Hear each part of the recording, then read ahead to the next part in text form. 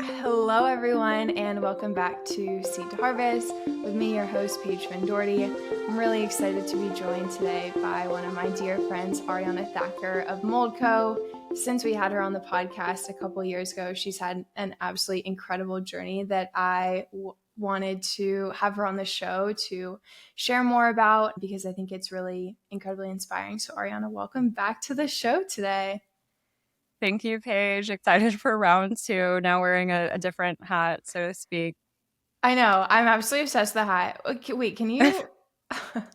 Okay, wait. I have maybe let's begin with what is the genesis for MoldCo and what is MoldCo?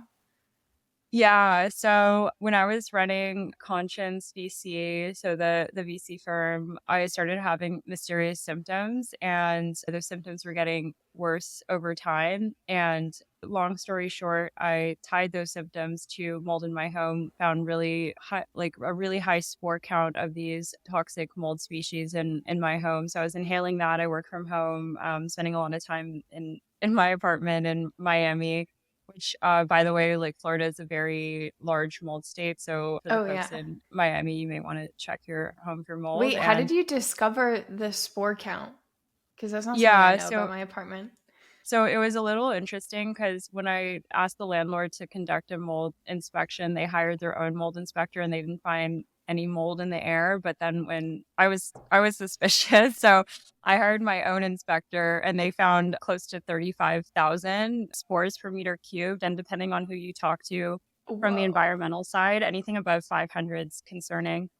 So it was a pretty acute exposure for not even that long of a period of time. Like it was a little north of just 6 months. And Hmm. just being in that environment for 6 months got me quite sick. So it could happen quickly. And it really is just a function of how severe the exposure is, how long you're in the environment for, what your unique biology is. Like all of these factors get considered in the recipe of what Yeah. symptoms end up being presented and how severe those symptoms are. So yeah, that's how I discovered it. And yeah, and it was an even more interesting sequence of events tying it to my health issues because I was pretty skeptical at first. I was like, how Hmm. could mold in my home cause these problems?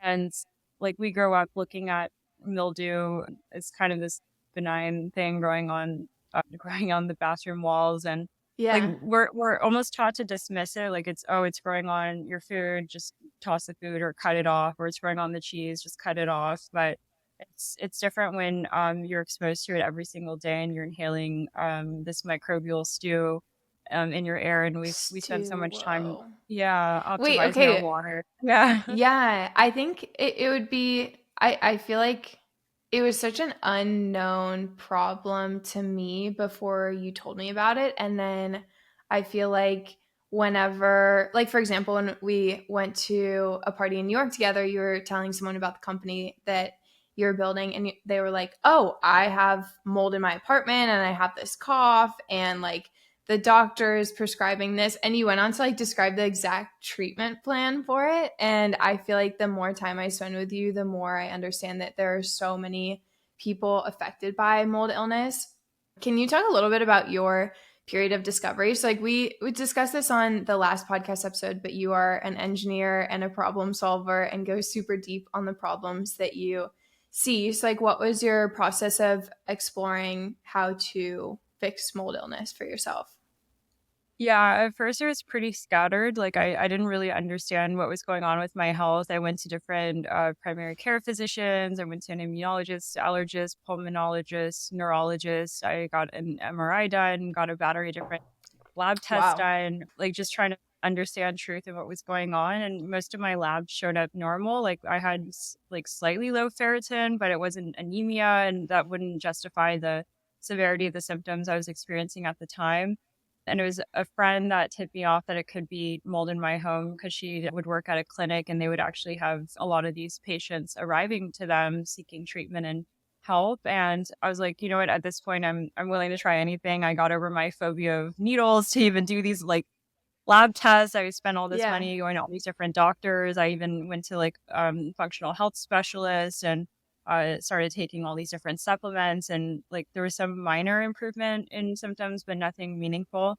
So after that, we did the home inspection, like the two sets of home inspections, the second one showing that there was validated mold, the one that I had to like hire independently. And at that point, just started reading as much as I could, like literally just would nonstop learn any moment I had, like weekends, evenings, reading these different publications, getting in touch with anyone who would understand what was going on. So that included some of the pioneers in the space and the world Mm-hmm. experts and the folks that developed treatments from scratch and 30 years of research. They've done these patient studies, and a lot of this information that I found to be really valuable isn't even published. So we acquired Mm. published evidence and data to support what's going on with this illness and how effective the treatments are. But there's still, even with that, quite a bit of published works, even though they don't look and feel like an FDA trial. Like they are Yeah. legitimate patient studies that show remission of symptoms and improvement and efficacy. So yeah, I mean, it just became really interesting. And I started to use my body as like a guinea pig. Like I was just Yeah. testing different things and seeing what would work. So And yeah. wait, yeah. And then what was your, I think you just once described him as like the Steve Jobs of mold, but can you talk a little bit about your Yeah. experience meeting Dr. Shoemaker, who's one of the foremost experts on mold illness? Yeah, our lead investor called him the Messiah of mold, and I was like, wow, that's much better. I mean, he's great. I mean, he's a genius. I think he's like a little spicy, a little controversial. Like he's definitely opinionated, and he's just a truth seeker. Like he's Wait, looking but how for did you get in touch answers. with him? Oh, yeah. So one of the functional health clinicians I was working with after we discovered it was a mold issue, he's like, "Oh, you like this is the guy." And also he's come up in my research quite a bit and I've read his Hmm. publications and he knew him. So I was like, "Can I get an intro? Like I'd love to meet him." So yeah, and I think if that intro wouldn't have happened, I probably would have done what I normally do and just like relentlessly like cold email and find a way. Like I don't like I had to get in touch with Yeah. him. Like yeah. Did you go visit him in his home and like talk about your case? Can you share a bit more about that story? I thought that was really, really cool that you did that. Yeah, so I flew out to Pocomoke, Maryland, and spent time in his office. Had dinner at his home, and yeah, he's just so interesting. And like uh, the the lead up to that is we've had several calls and just like several email exchanges, and yeah, I mean he's also a friend. Like we were sharing poetry that we've written and stuff. Like Oh, wait, he's just I like a love cool that. yeah, like he's like my old brother. Yeah, or like Oh. yeah. I feel like that's one of your unique characteristics is like you just seek out these experts or like uniquely talented individuals and become friends with them. That is a running thing that I've seen as I've like watched you grow throughout your career, which has been so cool to see the I don't know the fun places that it brings you. Speaking of fun You. places that it's brought you, you recently unveiled a $3 million pre-seed round for your new company, MoldCo. I'm really excited to be participating in that and be a small part of your journey alongside Starship, who I have had the pleasure of spending some more time with recently. I would love maybe if you could share the audience. I know there's like a lot of founders listening, kind of like how you pitched MoldCo in like the early days.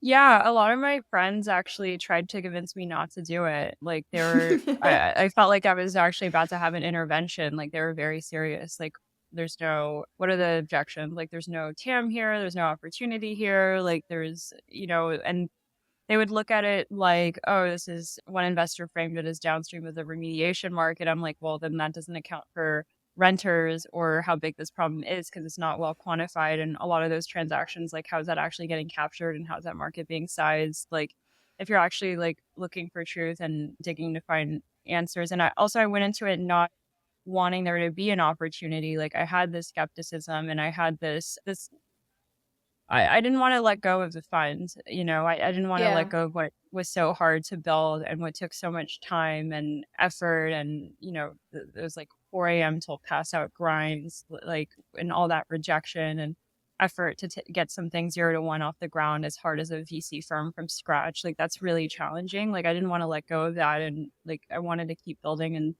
that space. And I like had such a strong character identification with being a fund manager and being an Mhm. investor. And like, I think you know this, I was looking for a CEO to run Yeah. MoldCo For and months. You would like yeah, text me and be like, I'm trying to find a CEO. Like, have you met anyone yeah, that fits these specific characteristics and has experienced mold as like a personal problem? yeah. And like very few people wanted to do that. And the folks that wanted to do it were, I just didn't feel like either ideologically aligned or as obsessed, or they wanted Hmm. like so much in economics that it didn't make sense either. And like that coupled with just so many people in my life, incredible people that I really respect, trying to convince me not to do it. Like, but I just kept saying, the data. I went through it personally. I was seeing it with my friends and even family members too. And it just became Yeah, such an I just obvious. got Yeah. chills. Like, I think for one of the things that is very unique about your situation is that there were so many voices telling you not to do it. I feel like sometimes people are like supportive and they're like, yeah, this is interesting. But the fact that you had like so many voices being like, do not do this. And you had to really just follow your conviction into the unknown is really impressive. So, yeah, maybe can you walk us through what you've built so far on the direct to consumer side?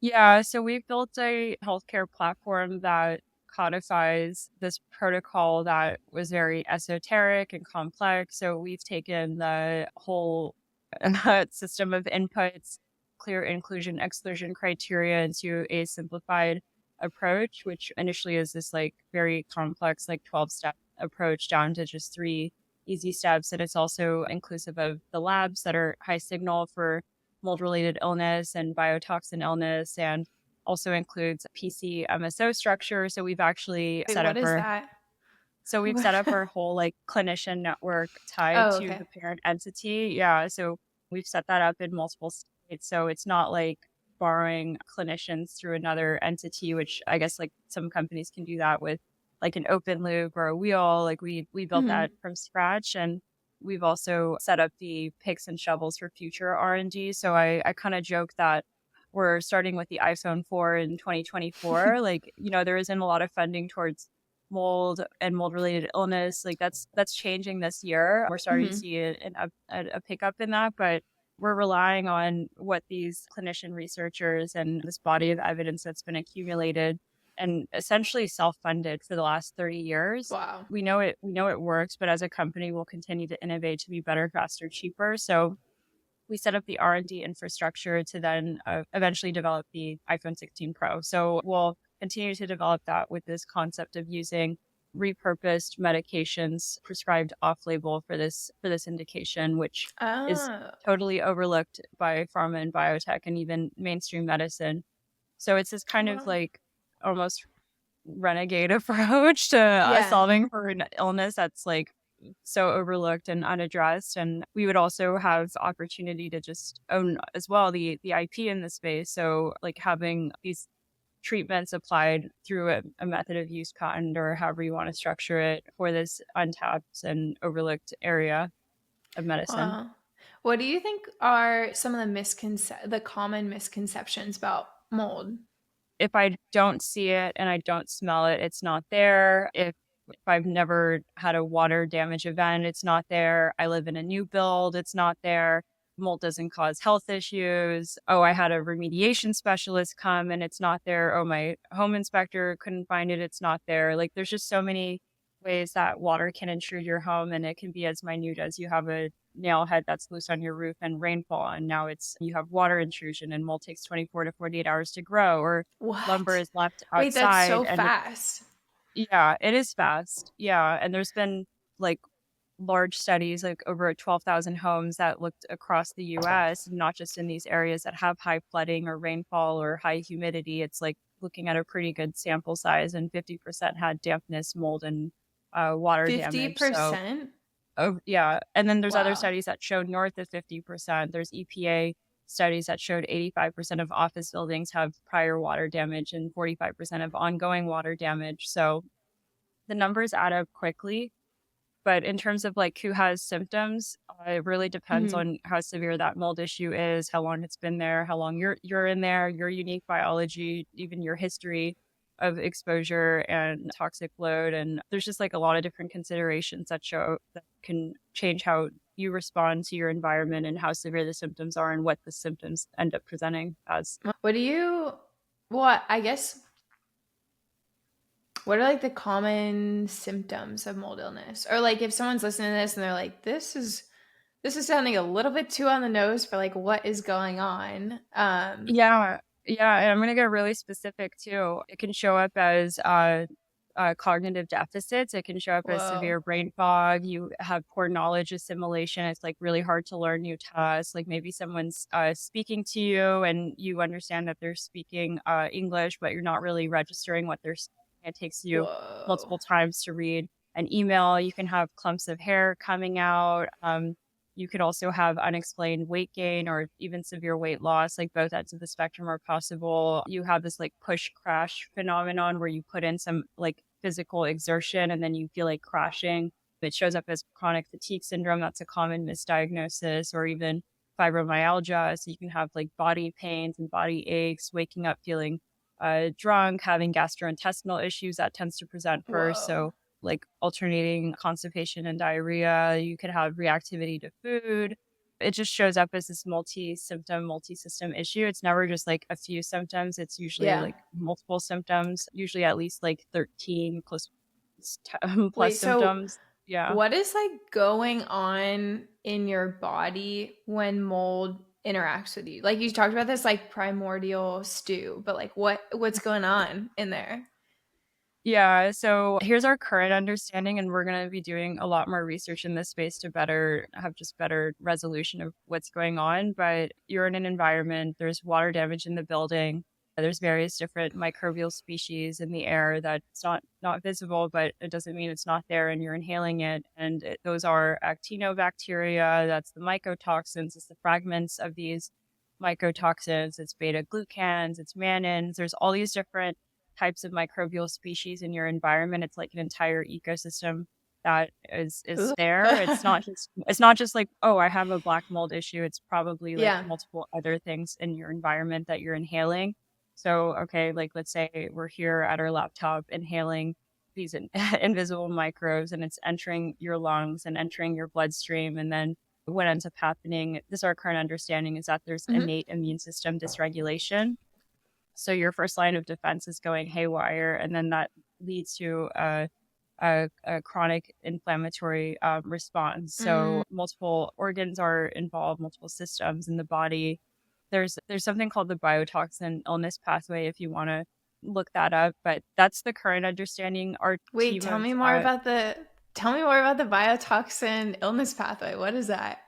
Yeah, so the current understanding, and we're going to be like looking into this a lot more, is that there's like HPA axis dysregulation, there's a cytokine storm that forms. This leads to like low levels of MSH in the body. It leads to high levels of TGF beta 1, high levels of MMP9, high levels of C4A. It also causes like your leptin receptors to be enslaved, and then you develop something called leptin resistance. So our Oh. clinicians think it's tied to the obesity problem potentially. It can cause like such intensive neuroinflammation and even volumetric brain changes as well. Like so that can show up as mood disorders, that can show up as some of the cognitive deficits we discussed. There's even publications tying it to autism spectrum disorder and pandas in children. And that's something like our Whoa. clinicians have seen as well, or early onset neurodegenerative disorders. So So it's there literally needs like to be your a lot. brain is swelling because your like immune system is going like what is going on, and then it just like swells and causes a lot of challenges.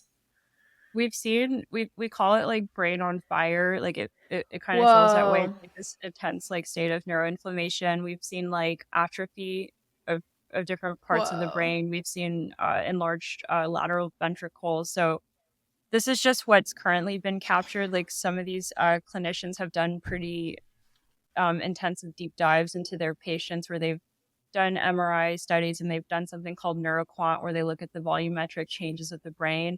And that's typically we don't have Whoa. like precursor MRI studies Yeah. usually, but like it's after the illness happens and then also after resolution of symptoms happen. So they're able to compare those 2 points in time. Like we don't really have like a time zero, which is You I don't think like weigh your brain opportunity for more normally. research.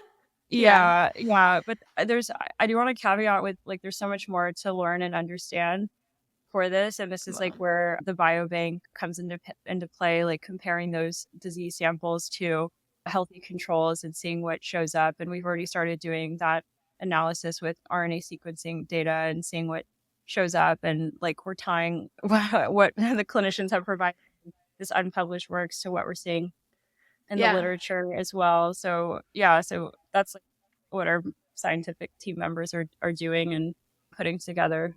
Yeah. Wait, okay, I'm so curious. I feel like AI is like the hot topic of the day. So I'm really curious, like, do you feel like AI's prevalence and increased technical abilities will help in any of this? Or is there like an impact if at Yeah. all? Because it seems like very complex pathways and like predictive models, perhaps. I don't know. Yeah, so we're using some of these off-the-shelf tools like why reinvent the wheel, and that enables us to move so Hmm. much faster without having to build that in-house. Like that's how we're able to have like what seems like to be such a complex machine being built. Like on top of that, multi-omics has really come down the cost curve quite a bit, so we can obtain the data on these samples at a very low cost. There's like bioinformatics software that's quite great. That's off the Hmm. shelf, so we're using that. There's just so many more tools available that helps expedite this. And even on the telehealth front, like there's a whole deluge of different software solutions. So now I think it's not trivial, but it's not overly complex now to build a healthcare platform. So like we're able to just leverage what's there in a very like creative way and move quickly, and with like frankly like very little capital we were able to accomplish all these things, and it was just by nature of us like finding creative solutions and stitching it together, but also like finding an opportunity quite early and locking in Yeah. key players exclusively and locking in a lot of this IP before it became a hot area. And I think there'll be like 1,000 different MoldCos. Like I think it's like that. I think it'll become that kind of opportunity, and how could it not? Like it is such a large issue. Well, yeah, what you mentioned that it's getting more like mainstream attention. Can you talk about like what you're seeing from your perspective? Because when did you start looking into it? When I got and identified it was a mold issue, so this is like around September of 2022, Yeah, wait, around so that how time. have you seen the mold space change since September of 2022? There's been just so many more content creators and YouTube videos and Mm, podcasts and celebrities speaking out. Like Tori Spelling's been very vocal. Jordan Peterson interviewed a couple of our team members calling mold worse than asbestos. There's this HBO show called The Regime with Kate Winslet, where it was like really focused on her mold paranoia. There was a show called whoa. Made on Netflix that emphasized her daughter having health issues in response to mold. Like I've seen it come up in more of these shows. It's been coming up in conversations more and more often. So it finally like exited the heterodoxy and entered the mainstream, I feel, as of this year, which like emphasizes our why now. And I think it was just like, not that that was so intentional. It was just like as fast as we can move and build a platform and launch, like it just happened to line up with that. Yeah.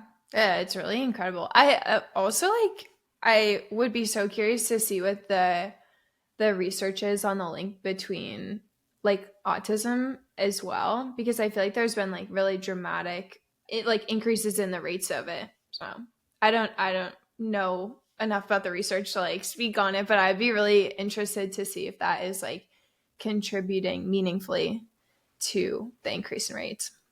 Yeah, I think it's a really interesting question, and a lot of this stuff is a bit of a black box. Yeah. The questions haven't even been really asked so broadly, and there's still a lot more research to do. So, like as a company, I want us to also stay in humility and make grounded claims for things that we know and things that we're exploring, and like communicate confidence levels and all of that. Like I think it's Yeah. important and also involve the broader ecosystem. So we've been very collaborative. We've been working with these other companies, also in the mold space. We haven't met anyone in the healthcare space yet. It's all been on the like inspection and environmental Mm-hmm. side and building community and helping identify mold environments before you relocate, which is a tough problem.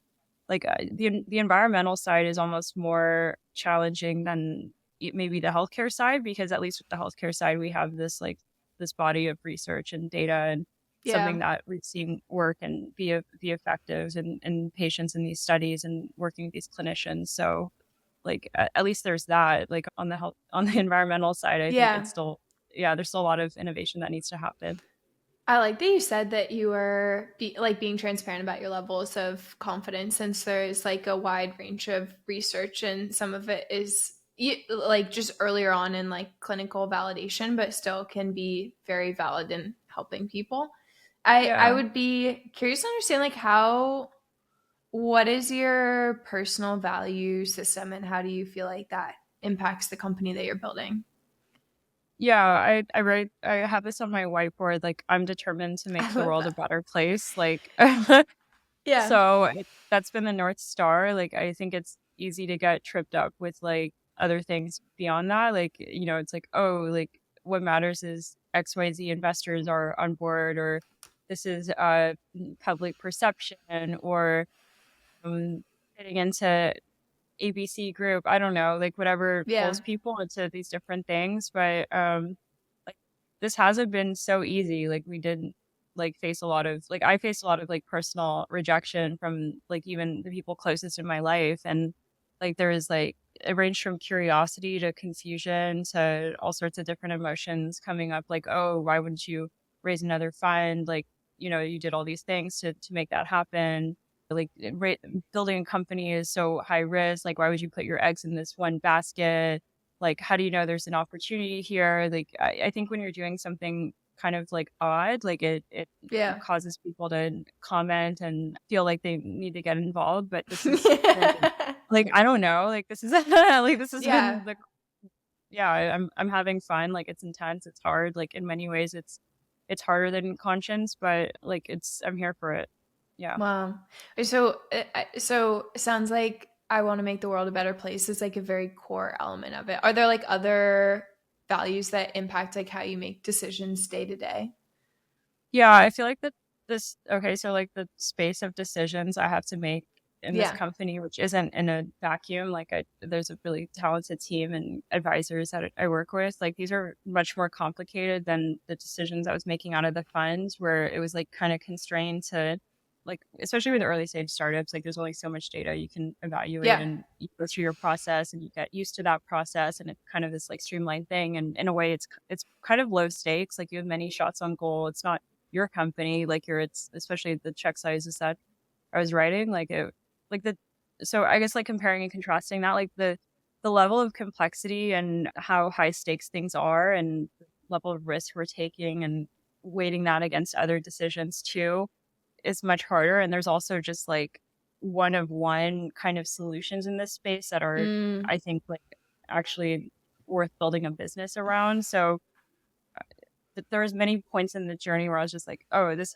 has, and it's still early in the journey. Like it's been like what 2 years, but like you know, this had to happen. So it was just like it took me like 12 months to close this very complex IP agreement because it had to happen, and there were multiple points where it could have just like fell through, and in the 11th yeah. hour it almost fell through. So it's I think it's also like being obsessed with finding the right solution and comparing it to what else is out there and making sure it's structured in the right way, and also having win-win solutions too, like not being so short-sighted, like because these are really long relationships as well. I mean there's so many things that go into like making a good decision, and it's Yeah. never perfect either. Like there's also information you end up missing, and then you kick yourself and you're like, oh, did I not see this one thing? Or like or maybe there's a more straightforward, simpler way to get something done. It's just like, oh, well, I was like overworked and then like overcomplicating it. And then I missed the simple solution too. And then like that can also be how I'm kicking myself. I don't know. Like it shows up in all these different ways.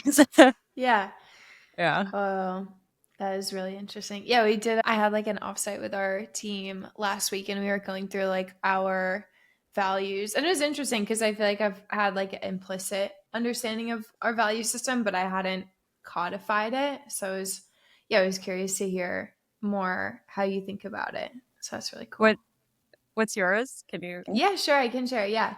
So the first is empathy in everything. That is like one of our core tenets. So whenever I or my team is making a decision, we really want to put ourselves in like the person on the other side of the table's shoes and try and understand the situation as much as we can and make decisions that benefit those long-term relationships. I think that is very easy to fall into a trap of making decisions that are better in the short term. But I think venture, one of my favorite things about it is like very long term game. So you may be like leaving money on the table in the short term, but in the long term, like those relationships will compound and pay back. And then the second is staying disciplined in the pursuit of long term excellence, which I love. Like, I think it's gone into how we do portfolio construction. Like, we're very ownership oriented and want to have like consistent checks across the portfolio so we can kind of like constrain the variables and understand like what is driving the excellence in the portfolio.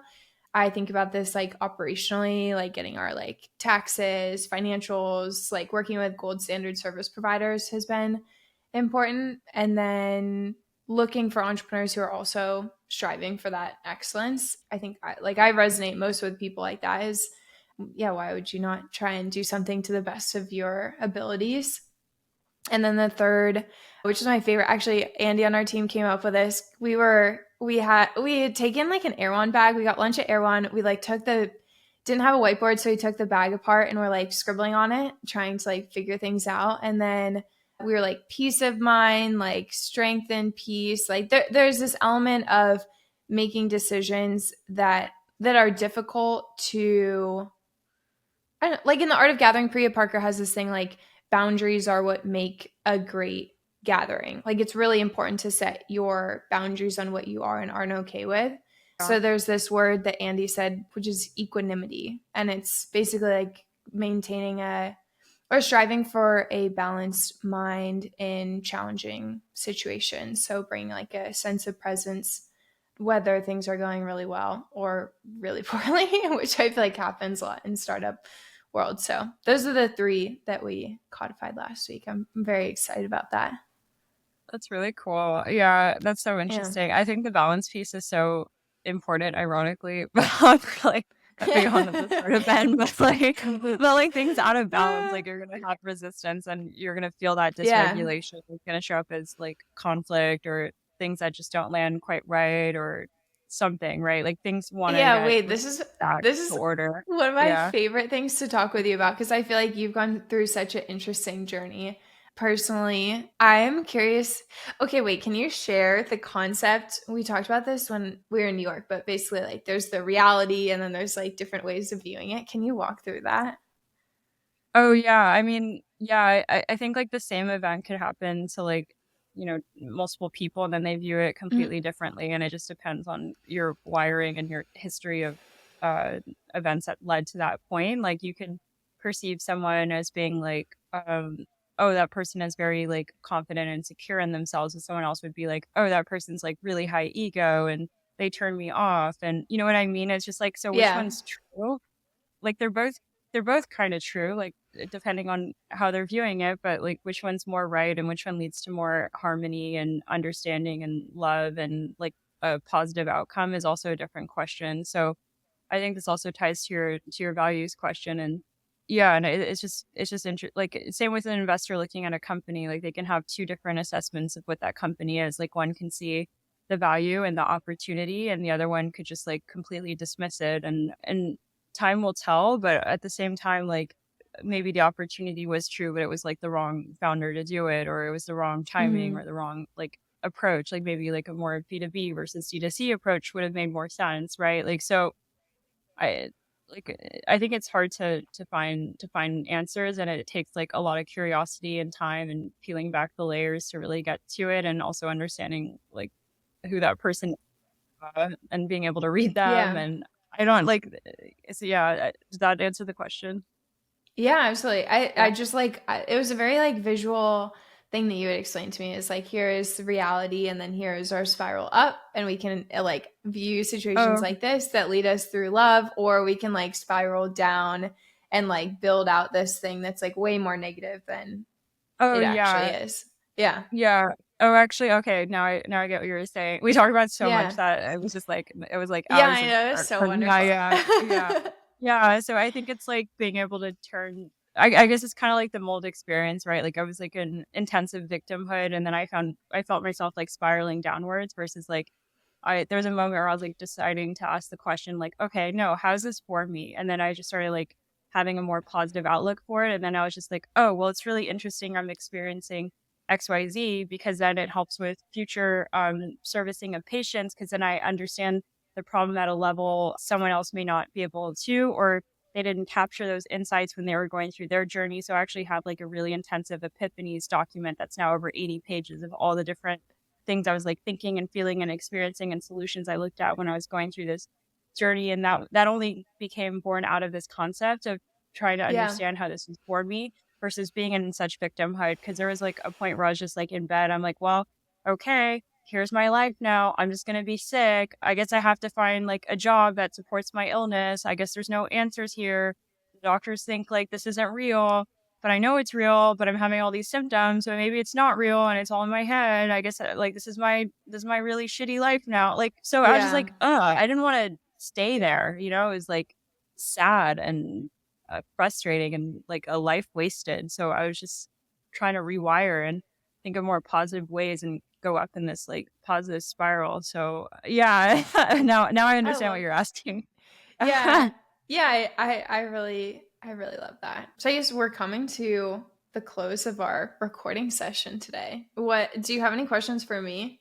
Anything you're curious about? Yeah, I'm curious what you're reading and what you're thinking, what you're processing. Like what's top of Oh, mind for you?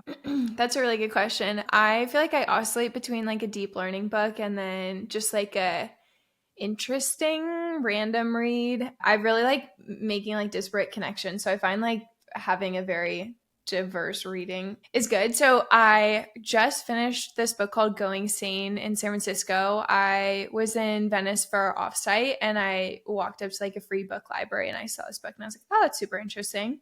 Because I moved to SF in May and I've read like a few books that are set in SF, but this one was about the brother of the founder of Beach Blanket Babylon, which was one of like the largest theater productions in SF. And it's like this crazy tale of their family's life growing up, and like there's deceit and love, and like it was fascinating. I think I finished it on the airplane back Ugh. and I was just like glued to every page. So it was really interesting. And then I'm starting Blood Meridian by Cormac McCarthy, which I think I saw like a quote on Twitter and I thought it'd be really interesting to read. And then after I ordered it and read the Wikipedia description, I was like, this is pretty intense. Like it is like a very intense, it's the evening redness in the West. Wow.